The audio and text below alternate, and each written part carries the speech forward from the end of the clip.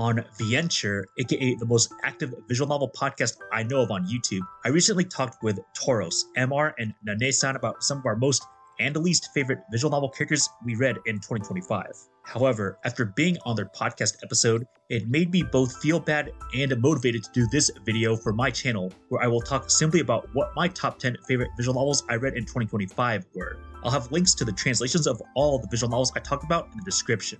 Rewrite Harvest Festa is a fandisk I've been waiting a long time for. Sekai Project previously took down a fan translation effort from a decade ago, damn I'm old, for them to take this long to release their official translation. They finally released the official translation they promised in the Rewrite Kickstarter in 2025. Thankfully, for the most part, I was pretty satisfied with what we got. If you don't know, Harvest Festa just mostly has a bunch of alternate universe routes for all 6 main heroines, plus a goofy dungeon crawler RPG featuring a bunch of the main Rewrite characters. Thankfully, the one route that is unambiguously a sequel is of my favorite girl, Kotori. Her original route ended on a cliffhanger, and while it's much more lighthearted than her original route, it was a very deserved, wholesome ending after everything she went through. The other alternate universe routes for the other 5 heroines were mostly fine, nothing special, but mostly an amusing slice of life. That said, Lucia's kind of made me facepalm with what was going on. Oh, by the way, you need a separate patch from Denpasoft to see some fan service lingerie scenes specifically to Lucia's route, not in the base Steam version. I would say the true highlight of Harvest Festa was Rewrite Quest, a JRPG dungeon crawler clearly inspired by Dragon Quest that has 10 total floors and takes about 10 hours to beat on its own. You have to do some grinding, party composition, and prep for decently challenging bosses. So Rewrite Quest is not just a cakewalk and has as much depth as you'd expect from most key developed gameplay minigames. I would say Rewrite Quest is my personal favorite gameplay minigame from a key VN, since it actually comes from one of my favorite genres, JRPGs, and having all the characters have roles fitting their roles in the original Rewrite story, while still having them take part in goofy, dry humor comedy in skits during the gameplay was really nice to have. I don't think Rewrite Harvest Festa is required reading, especially if your favorite parts of the original Rewrite were the darker, serious parts. But if you just wanted the Rewrite cast to be in more lighthearted, fun scenarios, and you like the idea of playing a JRPG with the Rewrite characters, I definitely recommend Harvest Festa. Harukuru Spring Has Come True, in my opinion, is easily the most underrated title that released in English in 2025. It was developed by Sumiko Soft, but more notably, it was written by Watanabe Ryoichi, the guy who wrote the Misaki routes in Aokana and Aokana Extra 2, so it kind of surprised me Harukuru didn't get more English readers from those credentials alone. But regardless, the 17+ version of Harukuru on Steam is more than readable on its own. I don't think it needs the currently planned 18+ content release at all. In fact, I can see the parts where the 18+ content could have ruined the pacing, especially at the very beginning with an orgy harem premise, which might turn some people off. As a reminder, to read the 17+ version, you need to get the free uncut DLC on Sekai Project's website. I'll admit, I'm one of those people who was initially turned off by said orgy initial premise, but even I was surprised at how surprisingly good the story of Harukuru was. Despite the convenient premise of a guy living together with 4 girls, there's a surprising amount of plot twists, character development, and even emotional moments.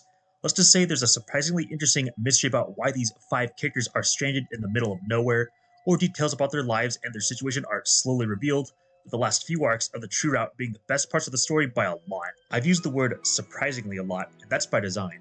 I think this visual novel is one you don't want to get spoiled on if possible. I think I've laid enough groundwork for you to check out Harukuru as long as you're okay with the heroines being a little bit on the horny side, to the point they're okay with an orgy at the beginning and are the type to make quirky, crude, lewd jokes constantly. If you're okay with that, I think Harukuru is a fun psychological mystery and comedy slice of life combination. Futamata Renai by Asa Project is one of the titles I was most interested in being translated by Nekonian, and for the most part, I was pretty satisfied with the title.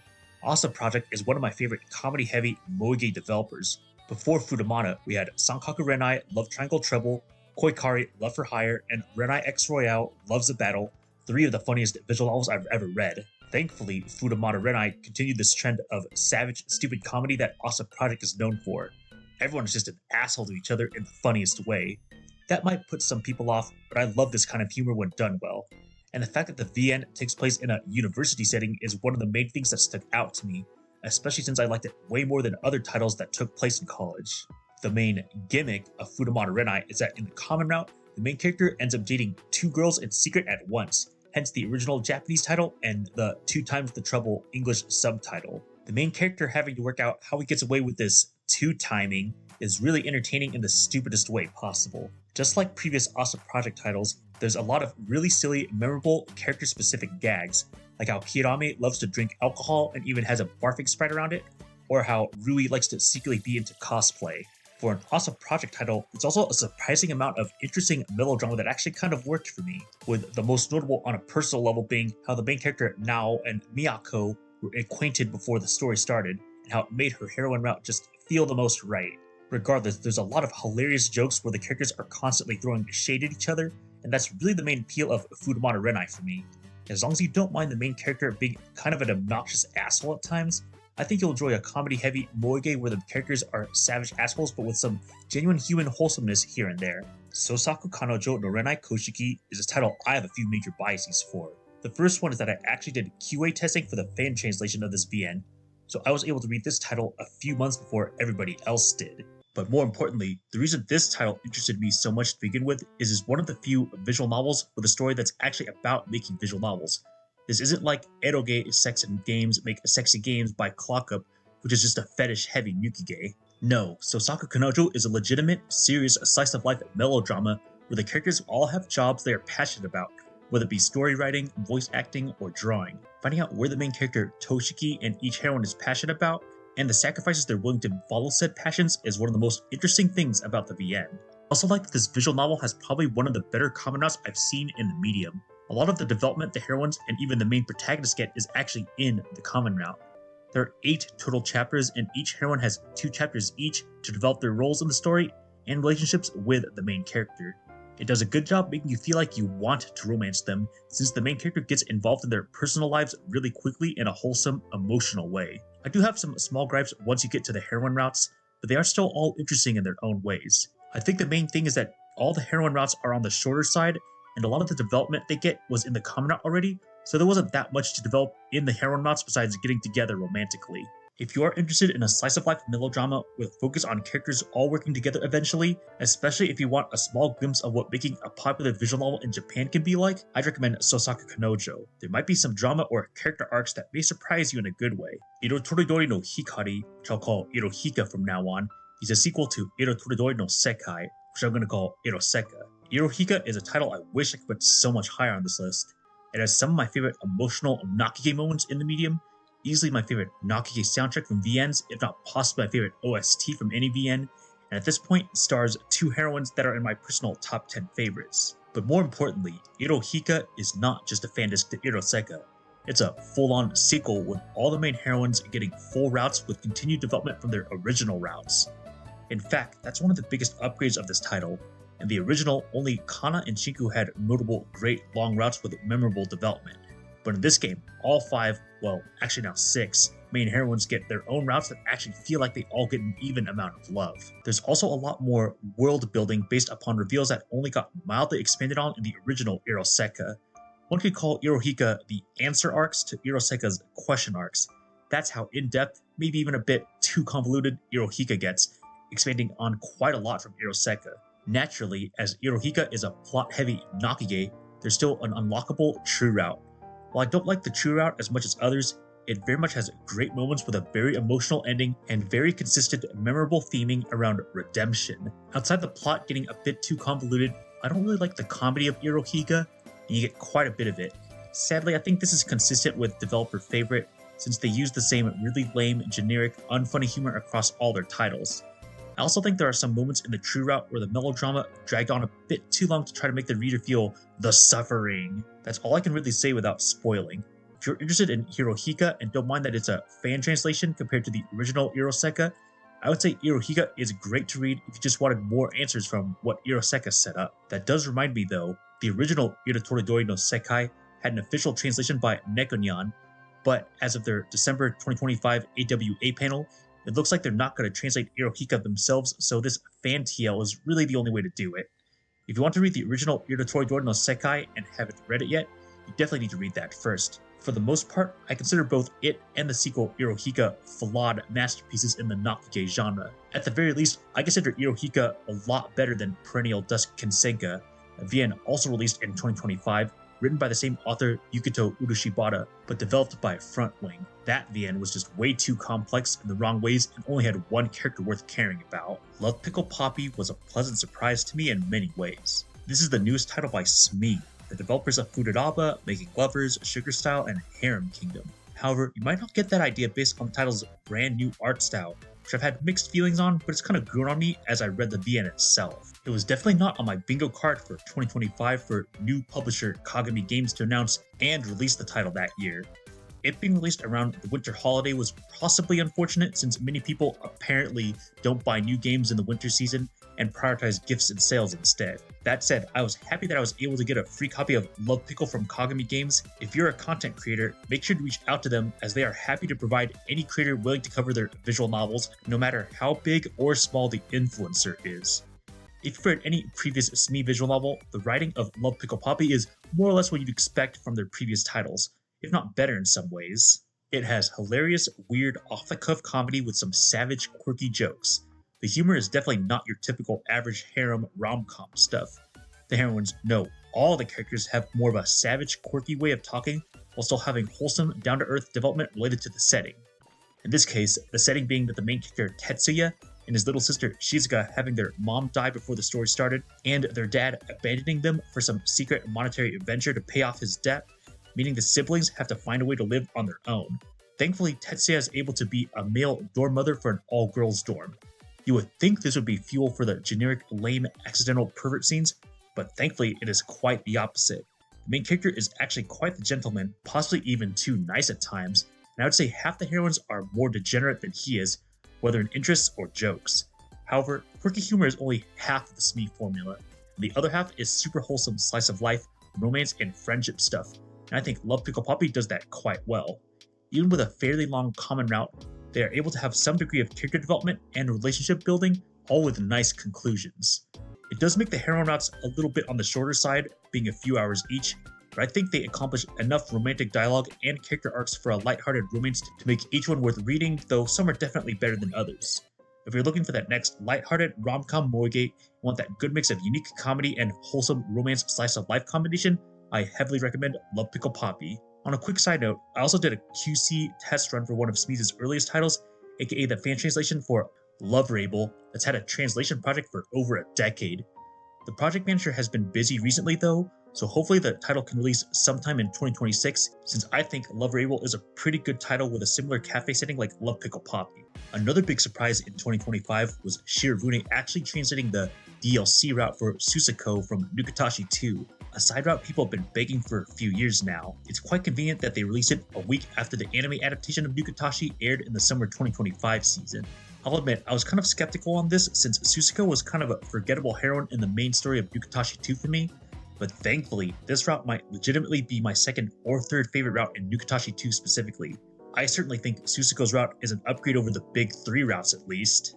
Susuko's route just had the hilarious, wacky comedy that I think Nukatashi 2 excels at, and Susuko became a lot more memorable and likable because of her surprising role with the main story of Nuki 2.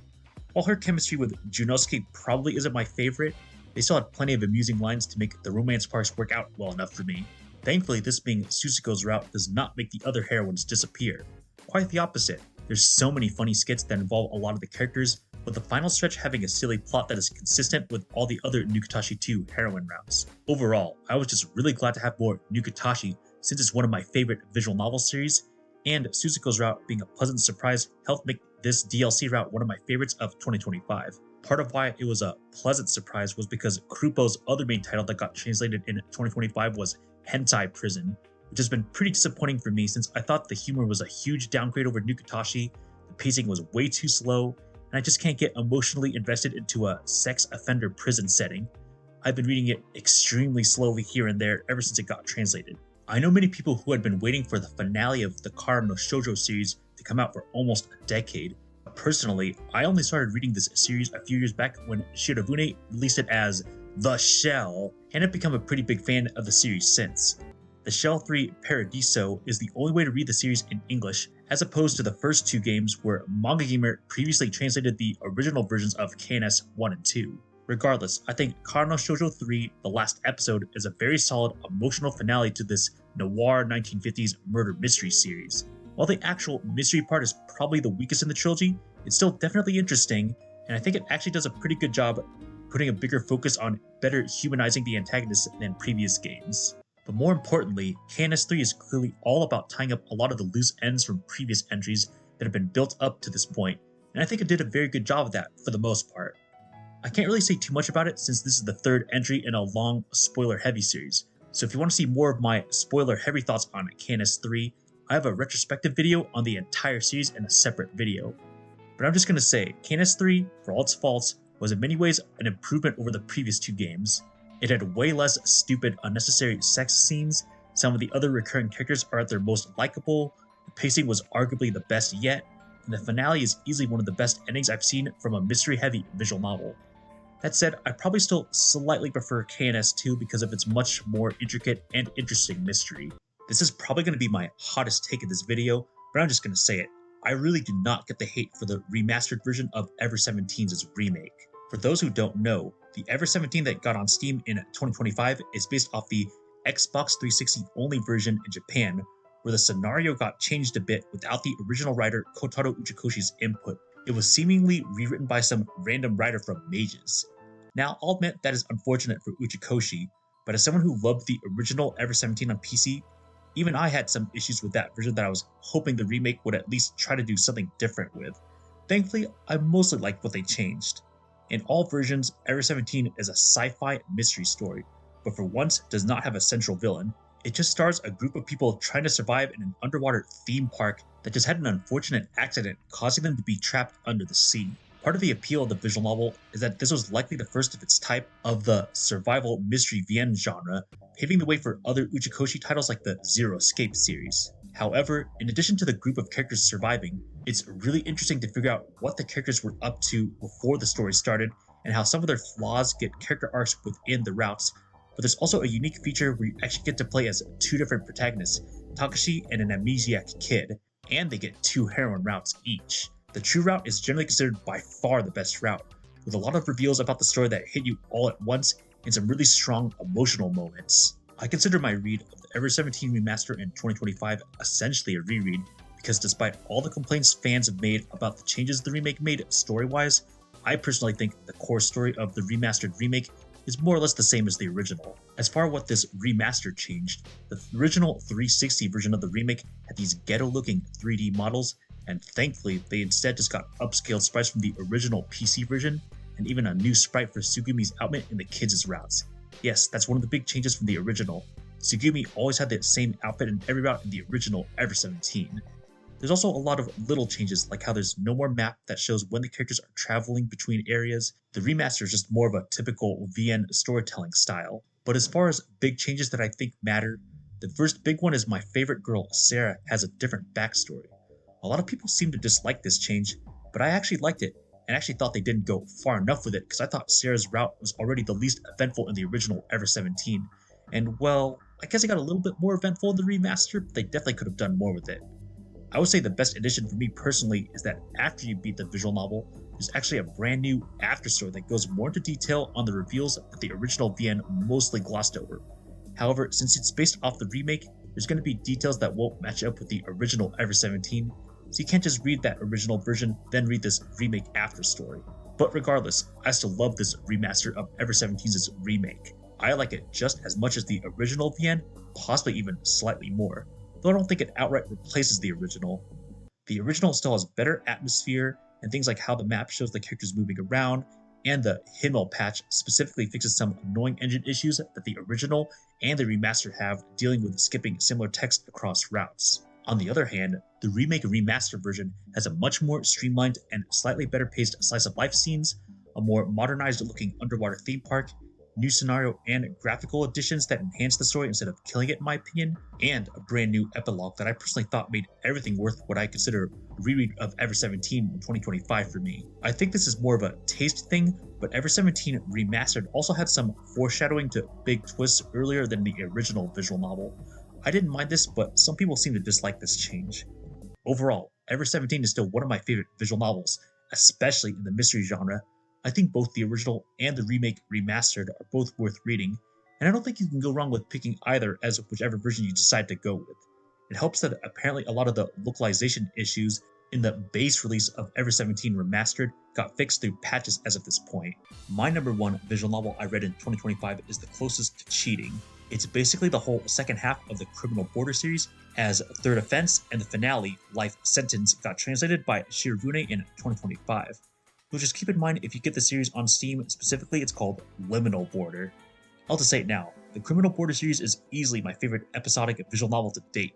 Unlike many episodic visual novels like Higurashi and Umineko by 07th Expansion, or even 9-9 by the same scenario writer Kazuki Fumi, the Criminal Border series does not waste your time with long periods of slice of life before getting to the good stuff. If anything, Criminal Border does a great job getting right to the point immediately, with the premise of the main character Itsuki starting off as a nerd who accidentally creates a digital drug, aka a bad AMV that somehow makes people excessively horny until they are properly satisfied. Outside of this one case of weird magic, the VN series is surprisingly down-to-earth, gritty, and involves some great, consistently paced drama around the main character and his eventual found family, dealing with various groups who want this digital drug for money.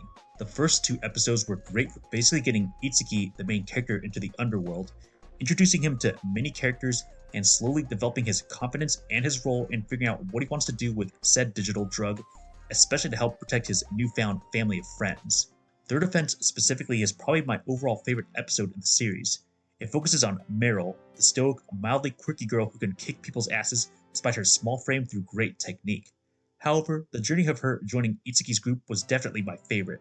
More importantly, the finale of Third Offense was easily the highlight of the series for me, showing that the deeper the rabbit hole the characters went, the bigger the consequences, but also showing what Itsuki and his group are willing to do in the name of their friends. On the other hand, Life Sentence is probably my least favorite in the series, but I still really like it for what it is.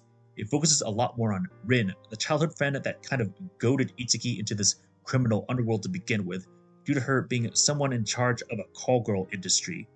I really liked Life Sentence for finally developing Rin as a character, and tying loose ends with her strained relationship with Itsuki that they had before the story started. And in general, the ending of the story was pretty good, all things considered, with everything the characters went through. However, the main reason Life Sentence was probably my least favorite episode is because, well, after the finale of Third Offense being so good, Life Sentence just had a lot of shoes to fill. The second half of Life Sentence specifically had some events that were a bit too weird and rushed, even for the series, to resolve a lot of the final issues.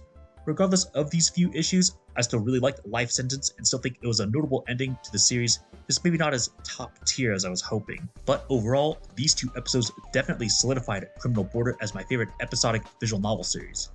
I really wish more visual novels could take cues from its pacing. It gets to the point right away, but still just has enough slice of life to develop the characters, but is still willing to have things ready to move the plot along, and have an episodic visual novel that works without relying on time travel, or rewinding, or a Groundhog Day scenario. What helps is the sex-positive nature of the story, where Itsuki eventually has sex with all four of the main girls, and it actually kind of fits the story? Regardless, I love Criminal Border Third Offense and The Life Sentence.